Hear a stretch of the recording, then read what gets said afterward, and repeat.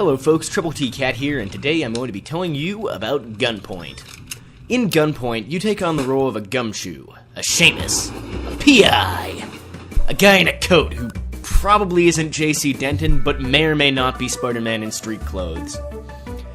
After accidentally leaping through a plate glass window, your character, let's call him Mander's Spy, since he's a man who's a spy and totally not Spider-Man at all, becomes embroiled in a tale of murder, lies, revenge, and corporate espionage. I actually found the storyline pretty engaging, and along with the visual style and the music, the game really recalls the feeling of classic film noir style detective fiction. If that's a genre you like, you'll likely get a kick out of Gunpoint just from the story and presentation, but what about the gameplay? Gunpoint, like almost every other indie game made, is a 2D platformer with a twist. The surprising thing about Gunpoint is that twist actually feels fresh, whereas most indie games just kind of feel like the creator played a lot of Japanese side-scrollers in their youth and then copied that but with worse gameplay, and then like a depressing story about suicide or something to make it seem deep. Gunpoint isn't really like that at all. It's a sneaking game, since one bullet from the ludicrously accurate guards with perfect reflexes will kill you instantly. But more than that, it's a puzzle game built around a unique mechanic. Basically, using a device called a crosslink, you can rewire electrical devices to do things they don't normally do, like making a light switch open a door, a security camera activate a light, or even certain objects in the level activating a guard's weapon to fire when they don't want it to. You also unlock more advanced abilities as the game progresses, both for your movement and for your hacking abilities. You navigate through a series of levels using this to get past guards and through locked doors, usually exploiting enemy AI to get them to do things for you. You do have a few direct attack abilities or other ways to knock out guards or kill them, although I found it most satisfying to try and slip through without disturbing anybody. Not that I was afraid to knock a guard unconscious here or there with a swift punch to the skull.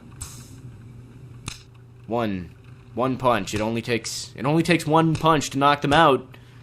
Oh god. Please stop.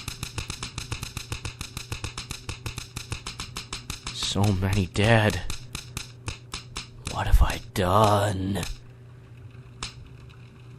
Solving the game's puzzles is actually pretty satisfying, although I did find it to be a confusing choice to come up with novel mechanics for a video game instead of making a game about aiming down iron sights in a brown city. Didn't even really realize game developers could do that anymore. But it worked out well here, making the experience feel fresh, new, and most importantly, actually fun to play. The only major flaw I might point out in the game is that it is pretty short. It only took me around 3 hours to finish it on my first playthrough.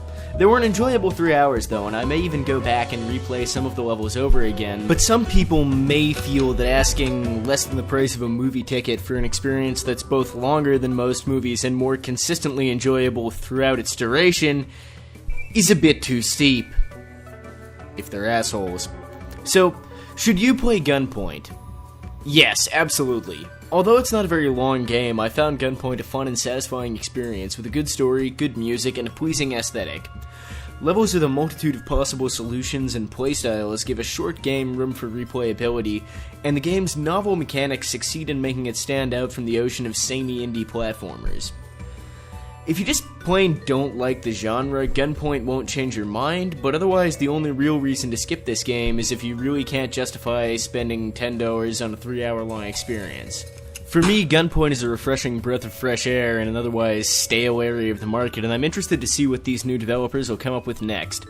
Gunpoint can be had for $10 or more if you want some extra features on Steam, and I'll leave a link to where you can buy it in the description. Thanks for watching, and until next time, Trouble T Cat out.